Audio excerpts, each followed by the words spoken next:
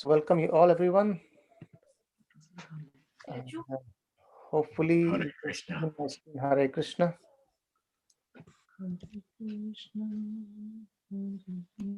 If you can see my screen, I think it's all okay, isn't it?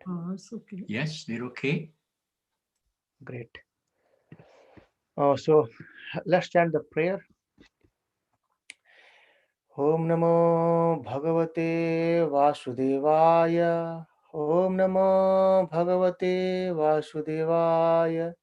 Om Namo Bhagavate Vasudevaya. नारायणं नमस्कृत्य नरं चैव नरोत्तमं देवीं सरस्वतीं व्यासं ततो जयमुदीरयेत् नष्टप्रायेषु अभद्रेषु नित्यं भागवत सेवया भगवते उत्तमश्लोके भक्तिर्भवति नैष्ठिकी कृष्णाय वासुदेवाय देवकी नन्दनाय च नन्दगोपकुमाराय गोविन्दाय नमो नमः नमः पंकजनाभाय नमः पंकजमालिने नमः पंकजनेत्राय नमस्ते पंकजाङ्घ्रे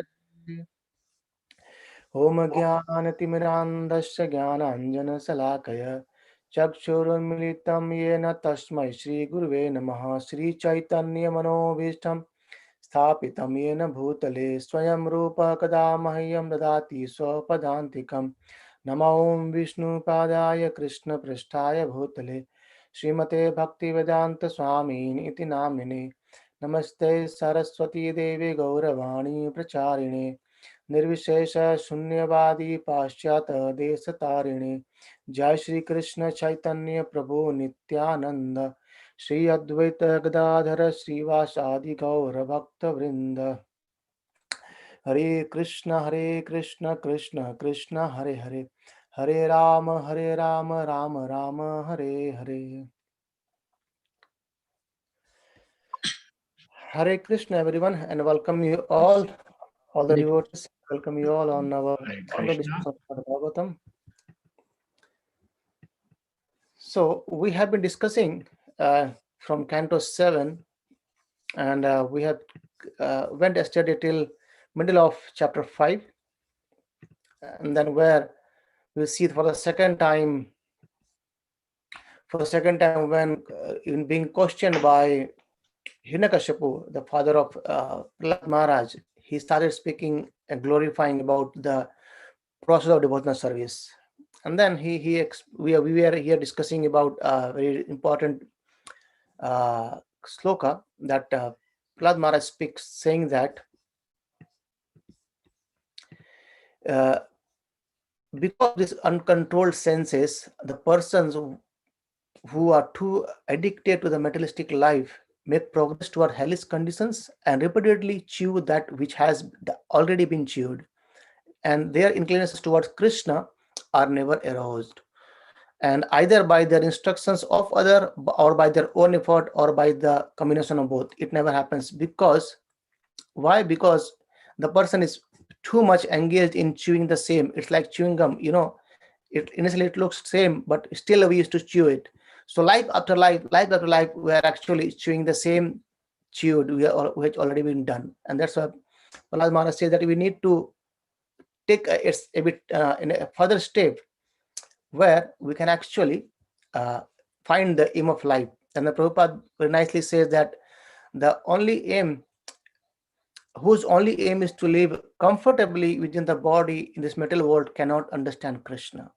So we'll see it again. Also, we have seen earlier as well. Just by getting all these opulences, maybe a very quite status, good status in the world, or in a society, and good knowledge and everything else, still understanding Krishna becomes very difficult. Though we understood that Bhagavad Gita, Srimad Bhagavatam are actually available throughout the internet as well, and on just our tip of our fingers, still it becomes very difficult for everyone to understand Krishna. And that's how uh, Prahlad Maharaj explains how can we get this, or how can we understand Krishna, right? And then Prabhupada says in his purport that, I think we read it yesterday as well, the person who are strongly entrapped by the consciousness of enjoying material life and who have therefore accepted as their leader or guru a similar blind man attached to external sense as objects cannot understand that the goal of life is to return home back to Godhead and engage in Krishna's service. That's difficult. As Prabhupada says, as blind men, guided by another blind man, misses the right path and fall into ditches. Mentally attached men, led by another mentally attached man, are bound by the ropes of fruitic labor, and which are made of very, very strong cords, and they continue again and again in materialistic life, suffering the threefold miseries. So that's how we get into it, and we are entangled with it again and again. And that Prahlad is saying that we are chewing the same already being chewed, life after life, life after life, and in many spaces of life, and also in higher and lower planets as well. And then what is the solution? How can someone get out of this? That's being said again by Parshit Maharaj, saying that sadhu sangha or association of the devotees is very, very important there. He says, unless a person smear upon their whole bodies the dust of the lotus feet of a Vaishnava, completely freed from material contamination. Because the Vaishnava, the pure Vaishnava or pure devotees of Lord, they are actually freed from material contamination. And then persons very much inclined towards materialistic life cannot attach to the lotus feet of the Lord, and who is glorified for its uncommon activities. And only by becoming Krishna consciousness, taking shelter at the lotus feet of the Lord, in this way, a person can be freed from metal contamination. So we have been hearing this again and again, glorified by every great personality, that sadhu sangha. And in Chaitanya explains that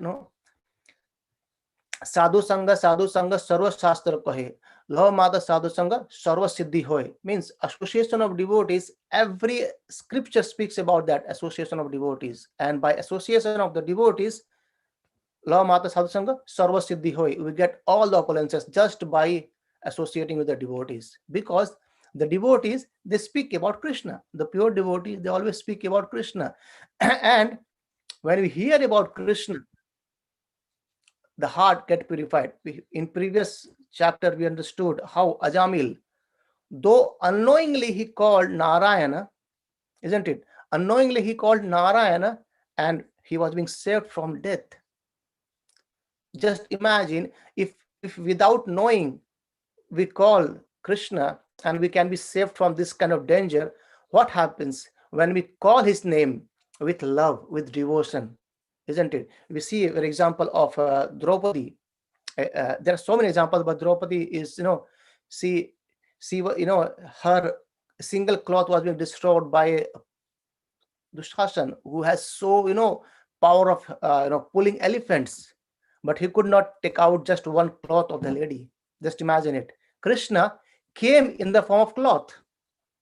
So that is how, imagine when call Krishna's name with love and devotion. So he protects us from all the dangers of this life. And the real danger of this life is our death.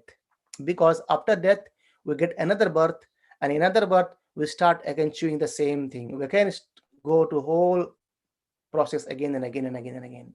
That's why it's being condemned by Prahlad Maharaj, saying that no, we should be taking shelter of a devotee who can guide us towards the lotus feet of the Lord.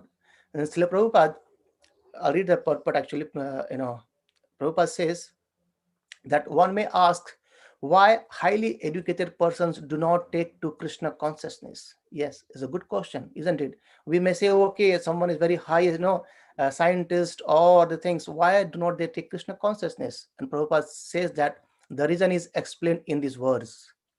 Unless one takes shelter of a bona fide, fully Krishna conscious spiritual master, there is no chance of understanding Krishna. The educators, the scholars, or big political leaders worshipped by millions of people cannot understand the goal of life and take to Krishna consciousness, for they have not accepted a bona fide spiritual master and the Vedas.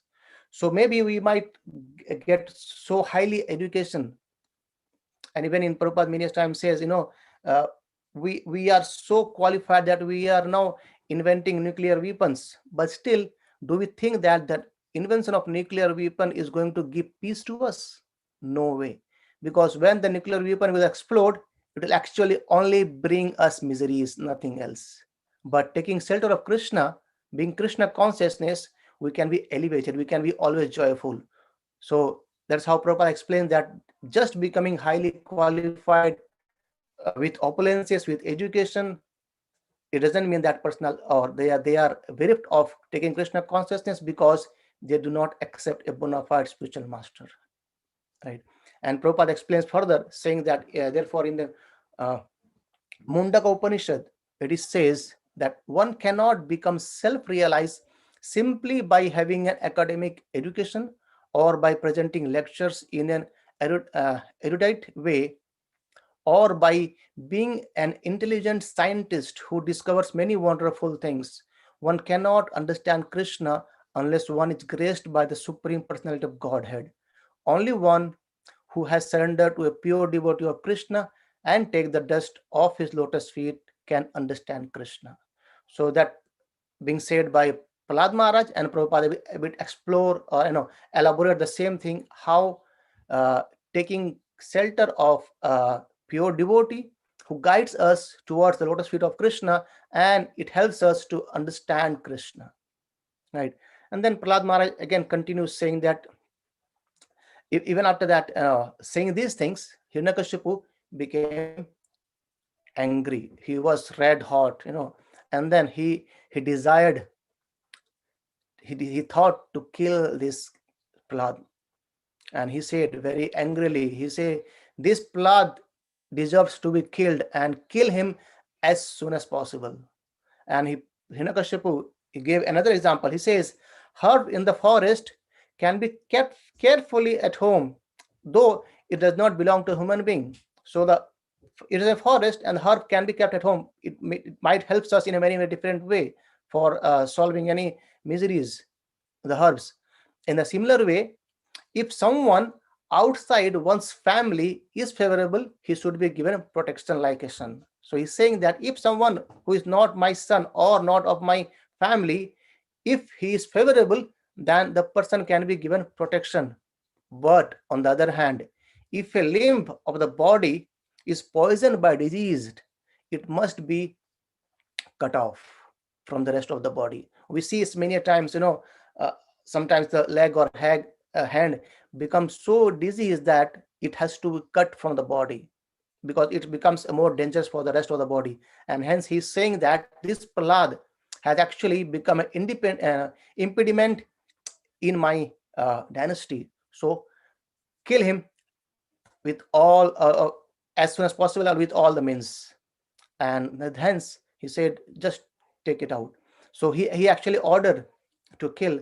And he says he's an enemy because I cannot control him. Also because he's a small child, 5 years, but still he is actually speaking the right or absolute truth, and which is not being understood by Hiranyakashipu. Just imagine, few chapters before he was explaining about the body and soul, about the stock, and about the time and destiny to Hinaksha's wife and Hiranyakashipu's mother Diti. But now he is saying just kill this person. And and then they began to striking Prahlad Maharaj with very, very different way. And but still Prahlad Maharaj was keeping silently. He was just meditating on Supreme Personality of Godhead. And the weapons they are attacking by the demons has no effect on Prahlad Maharaj. And because he was a devotee, undisturbed by material conditions and fully engaged in meditating upon Lord, he was not at all thinking about any pain. We see example of very nice of Srila Hardas Thakur. So we'll discuss that next time, past time as again sometime. So Srila Hardas Thakur was actually in Navdeep, and he was being beaten in 22 marketplaces by the servants of the king. We'll discuss it again, a nice story as well, that and how Prahlad Maharaj, Hardas Thakur was being saved by Chaitanya Mahaprabhu. And Hardas Thakur was being being beaten by the iron rods or shackles, but still He was chanting the same name, Hare Krishna, Krishna Krishna, Hare Hare, Hare Rama, Rama Rama, Hare Hare. Nothing happened to him. Nothing happened to him. And this is just, it's not a story, it's a fact. Just 5 minutes back in Kolkata.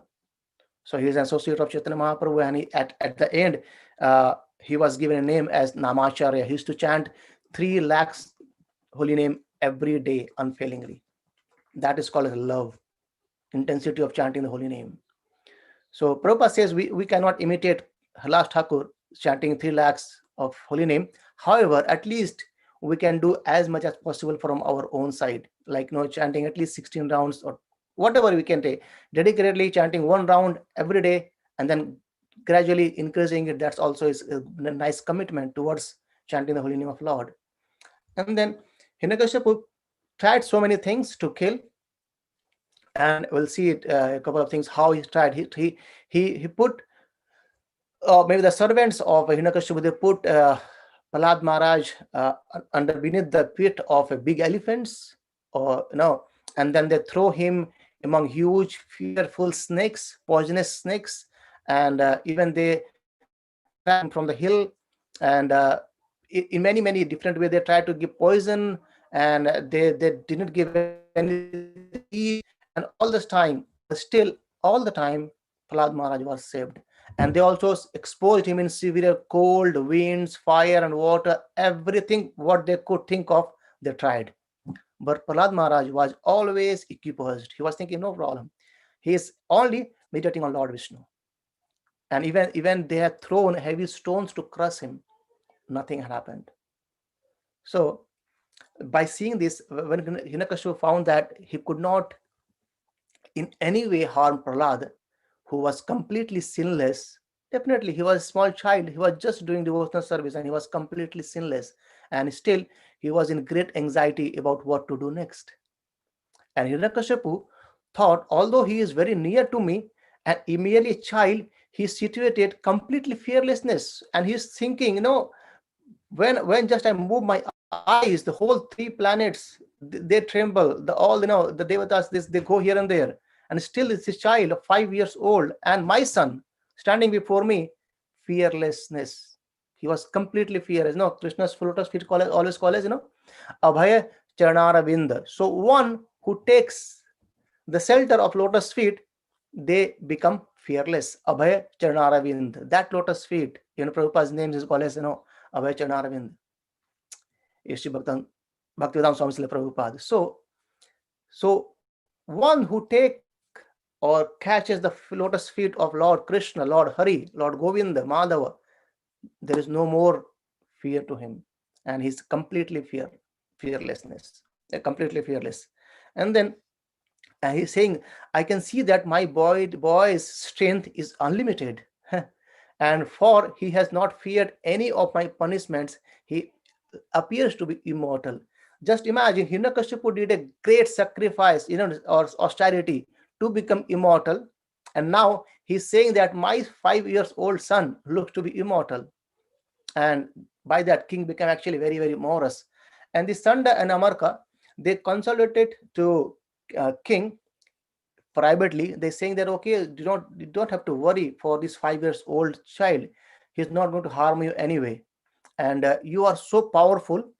So just by moving your eyebrows, all the commanders of various planets are most afraid. So do not worry or do not fear from this child. Let's wait for the return of Sukracharya, our father, or the guru of the demons, Sukracharya. And till then, we can actually arrest the child or bind with the ropes. And Hiranyakashipu somehow agreed to the suggestion given by Sanda and Amarka. And Hiranyakashipu says that, you take him and again teach him about household activities, and basically dharma, artha, kama, and moksha. They are not teaching about moksha, they are all taking about dharma, artha, kama. So the teacher started teaching as per instructions about dharma, artha, and kama. Dharma. And then Prahlad Maharaj was not at all interested in any of these, and because he was always in a mood of remembering Krishna every time.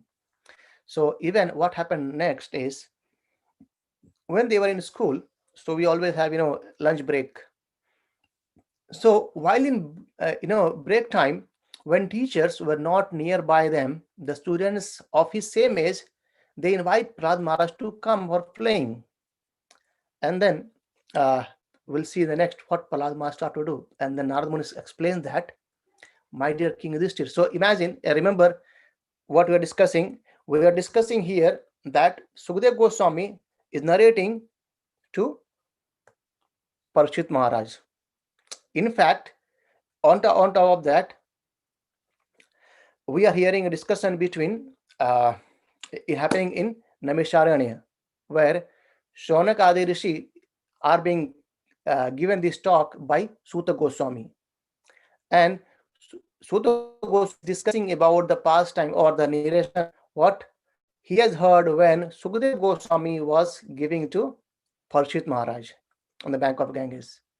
And then Sukadeva Goswami is narrating or answering to question of Parikshit Maharaj, the story by Narada Muni and Yudhishthir. And that question being asked by Yudhishthir Maharaj to Narada Muni when he was doing a sacrifice, and when Shishupal had been cut off by the disc of Lord Krishna, and he merged there, and he went back to Vaikuntha Loka. So these are the kind of inception going again inside. So now Narada Muni explaining to Yudhishthira Maharaj that all the children were very much affectionate and respectful to Prahlad Maharaj, and because of their tender age, they were not so polluted by the instruction of Sanda and Amarka, or the teachers, and who were attached to condemned duality and bodily comfort. The children, when we sometimes scold, they again become the same jolly. So they don't worry about much of things. And thus the boys surrounded by Prahlad Maharaj, giving up their playthings and sat down to hear him. So Prahlad Maharaj actually, without going to play with them, Prahlad Maharaj started teaching them Krishna consciousness. And by that, their hearts and eyes being fixed upon Prahlad Maharaj or him, they looked at him with great eagerness. And Prahlad Maharaj, although born in demon family, was an exalted devotee, and he desired their welfare. So from childhood, Prahlad Maharaj was actually desiring welfare of his friends, the kids' friends as well, and thus he began to instruct them about the futility of materialistic life. And we'll see in chapter 6, we are entering chapter 6, where Prahlad Maharaj instruct the gives lessons to his demonic schoolmates. So the people, the kids, they ask Prahlad Maharaj to come and play with us, and Prahlad Maharaj turned it around. He said, "Okay, let's meet, and we'll discuss something interesting. That is called as Krishna Katha or Krishna consciousness." Prahlad Maharaj said, a slight amount of devotional service can give one uh, complete perfection. Even Bhagavad Gita says, Swa alpasya dharmasya trayate mahato bhayat.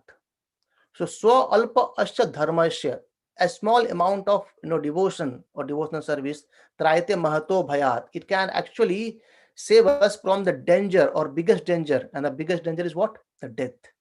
Nothing is more danger than death. Everything finishes for this body at death. Right. So that can also be saved by just a tinge of devotional service. A sincere devotional service can save us or can give us complete perfection, as said by Prahlad Maharaj. And then he said, one must start this from tender age of childhood. No need to wait for it. Prabhupada always says that as soon as child becomes, or our kids, they becomes 5-6 years old, we should start teaching them this Krishna consciousness.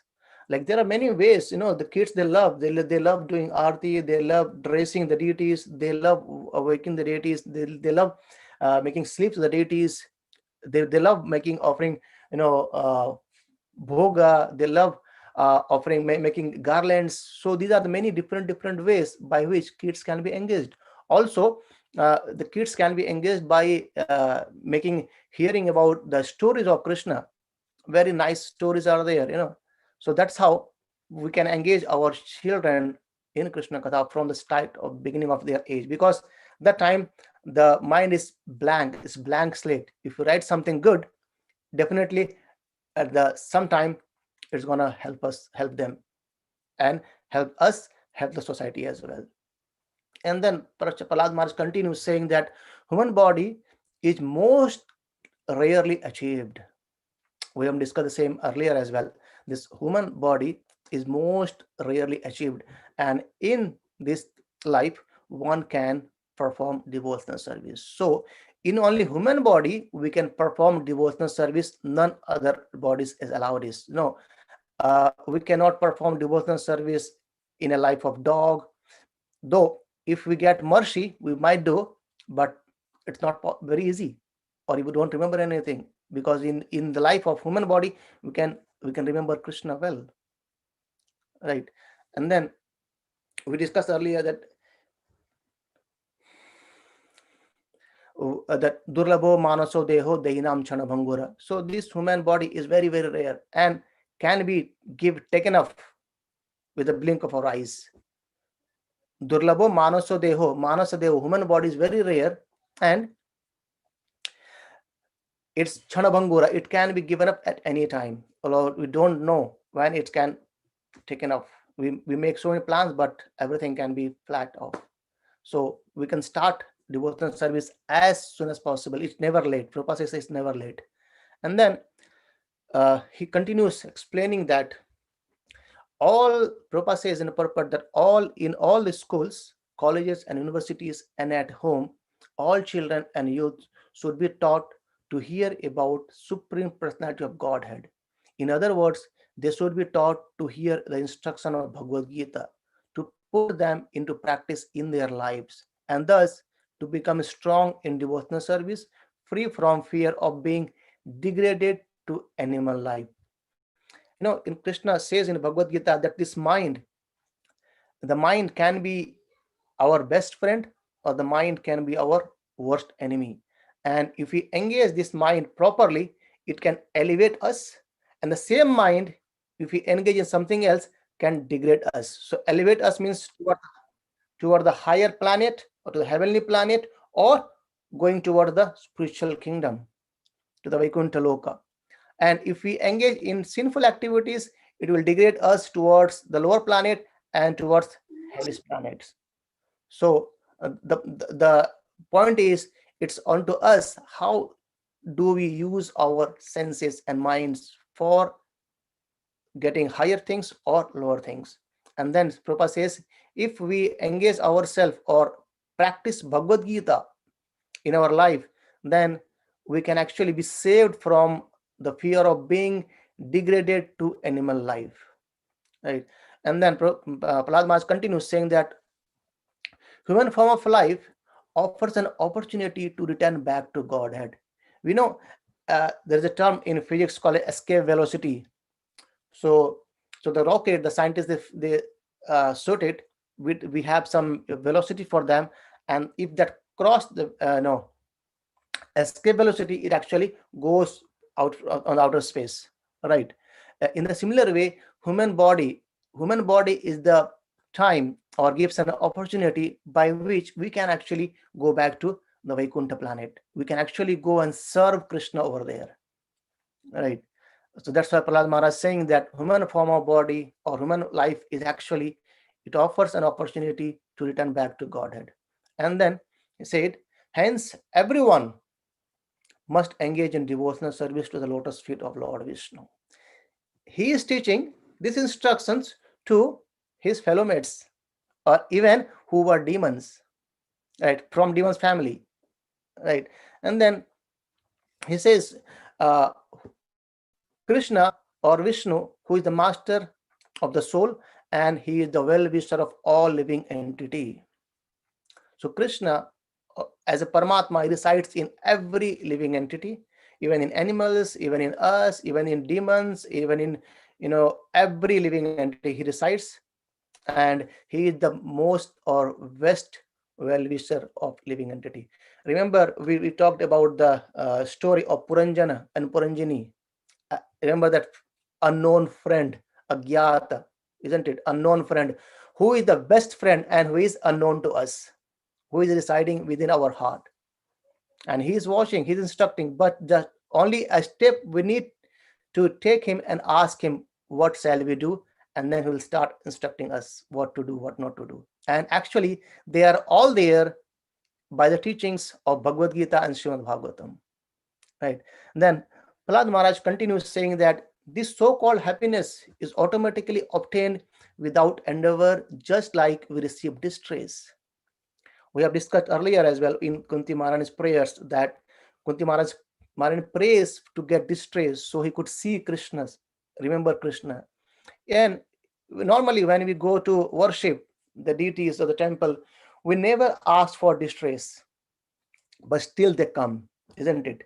And Prahlad Maharaj is saying, as the distress comes, so happiness will also automatically come. So no need to endeavor for that. So, and Prabhupada continues in his purport saying that material happiness and distress come as soon as we accept a material body, regardless of what form, maybe animal, human, or whatever it is. And we cannot avoid such happiness and distress under any circumstances. And the best use of human life, therefore, lies in reviving our relationship with Supreme Lord Vishnu. So, happiness and distress will definitely come to us, and there is no way to get out of this. And even a devotee explains sometimes, okay, there's an example was given earlier that a rich person, he was quite rich, and he invited a couple of brahmanas to for giving a food or prasad to them as a sacrifice. And when he was feeding, so the brahmanas told, why don't you take food with us as well? And then he said, I can't take all this opulent food. And the brahmana says, why? It's your home, you have made it everything, why can't you take it? Then they said, I am diabetic. So though he had money, though he could eat anything, but still the disease within the body is not allowing him to take all these puri, sweets and other things. So in any circumstances, how opulent we may be, but happiness and distress, it cannot be avoided, right? And then he says that if one endeavors towards Krishna consciousness, toward understanding Krishna, then one can surely attain the spiritual platform of self-realization. So just by trying to understand Krishna, and we understood how, by taking shelter of spiritual master, a person can understand, or he can be on the platform of self-realization or understanding the own self. What is that? There are three things to understand: that who we are, who am I, the first question. And then when we understand who am I, then we understand something is higher than us, that is Paramatma, the super soul, or Krishna. And then what is the relationship between living entity and Paramatma or Krishna or Bhagavan? So soul and super soul and their relationship. These are three things to understand: that we are the soul, super soul is supreme, and we have a loving relationship with the super soul. That is the complete understanding. And we need to revive it by taking the name of Lord. That is it. And then Prahlad Maharaj continues saying that a person fully competent to distinguish wrong from right must endeavor to achieve the highest goal of life, as long as the body is stout, strong, and is not embraced by dwindling. So when the age grows higher, sometimes we can't walk, sometimes we become in a disease and lying on the home bed. But when we are young, when we are 6-7 years old, maybe till young ages, the body is very strong and good, so we understand properly what is right, what is wrong, and then you can use it for the highest goal. A very, very basic example comes here, that all the smoking, the cigarette box, they always says that smoking kills. The person who is smoking, he knows that says smoking kills, but still he's smoking. So he understands very well what is right, what is wrong, but still he's doing the wrong thing. That's the magic of this material world, isn't it? So it's clearly mentioned that smoking kills. It provides, there's also a safe of heart and lungs and everything, but still we just ignore it. We all know that there is God, there is Supreme One. We need to do something. We need to elevate our own self.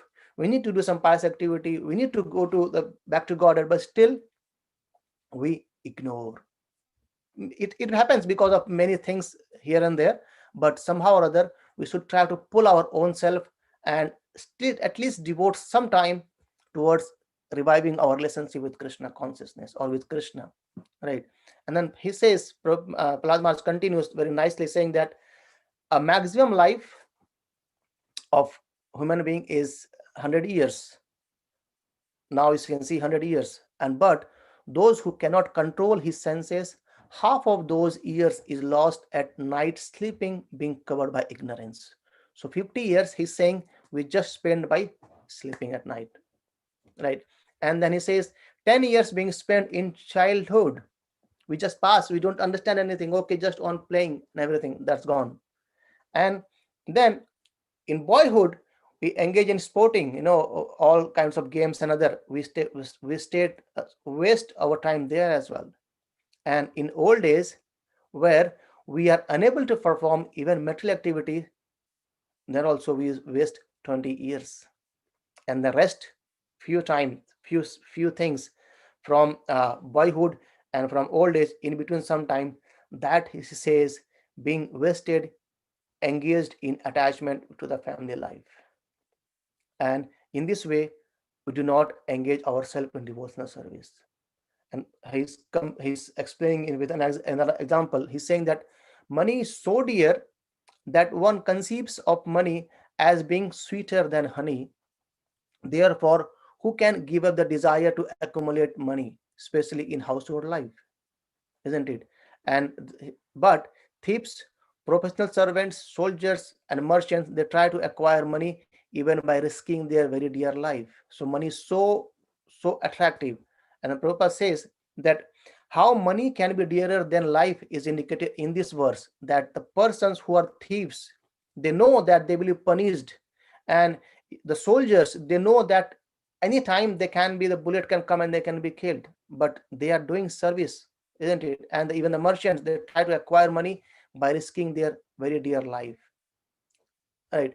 And the thieves may enter the house of a rich man or to steal money at the risk of their life, and because of trespassing they may be killed by guns or attacked by watchdogs, but still they try to commit these mistakes. And why do they risk their life? Only to get some money. And that Prabhupada is saying, Prahlad Maharaj advices is therefore very appropriate here. And one who is sufficiently intelligent should use the human form of life, human form of body, from the very beginning of life. In other words, from the tender age of childhood, to practice the activities of devotional service. Right. So, and then Prahlad Maharaj continues that one who is too attached cannot understand that he is wasting his valuable life for the maintenance of his family. He also fails to understand that the purpose of human life, a life suitable for realization of the absolute truth, is being spoiled in this way. So here a learning comes that it doesn't mean that we should not have our family life. Family life is there and it should be there. It's there. However, the important stress is given that we become too attached for everything. That can be cut down. And how that can be cut down, it's not very easy to cut down the attachment to the families. And we don't need to cut down actually, but we need to divert it toward Krishna consciousness a bit. So a family can sit down all in the morning or in the evening and have some kirtan, that Krishna in between. The family can cook nice delicious prasad or bhoga and offer it and eat it as a remnant. That become Krishna consciousness, isn't it? When we earn our money, when we get salary, we can just donate some out of those as per our capability. That become Krishna consciousness. So a family life is condemned when Krishna is not there. We understood earlier as well. when we acquire something, it's kind of acquiring something is 0, 0, 0, 0. So 1 0, there is no value. Or you may put 10 zeros, 0, 0, 0, that all also counts as 0. But if you put 1 in front of 0, it becomes 10. And when we put 1 in front of 3 zeros, it's become 1000. And so it has value now. So all these things, our family, our jobs, our all the things are kind of 0. Because why it is 0? Because as soon as we give this body, everything becomes clean. But if you put 1 in front of that, that becomes glorious. The house or flat or the home, that can become a temple when we put Krishna in that. Right? In the similar way, family life is glorious when we can start putting Krishna in between that, hearing about Krishna Katha, sharing Krishna Katha, and also whatever we are hearing and sharing with our friends, that's take to the next level as well. And then that's why it's been condemned that family life is condemned, because Krishna is not being given preference there. Though whatever we get, it only because mercy of Krishna. And then he says that, no, my dear friends, O son of the demons, it is certain that no one is bereft of knowledge of the Supreme Personality of Godhead, has been able to liberate himself from material bondage at any time or in any country. So in any time, place or circumstances, bereft of the knowledge of Supreme Personality of Godhead, Krishna, no one is able to liberate himself. So if we still want to have liberation, then also we need to approach Krishna. Remember earlier we discussed about the nice verse, right?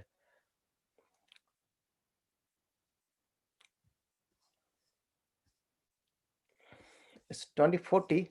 I think we'll stop here. Yeah, this verse was akama sarva kama va moksha kama udaradi tibrana bhakti yogena yajate purusham param. Even if we have desires, even if we desire to liberation, or even if we have no desires, then also the best one is to worship Lord Krishna. Because when we worship Lord Krishna, he fulfills our desire. At the same time, he approves the root or seed from our heart of material desires that been uprooted. Right. So after this, Prahlad Maharaj actually he starts giving the solution to the son of demons, and I think we will be continuing it from tomorrow. It's anyway 2040. So we'll continue it from tomorrow. That what solution Prahlad Maharaj gives to the son of the demons who are actually of their same age. If anyone have any questions, please let me know.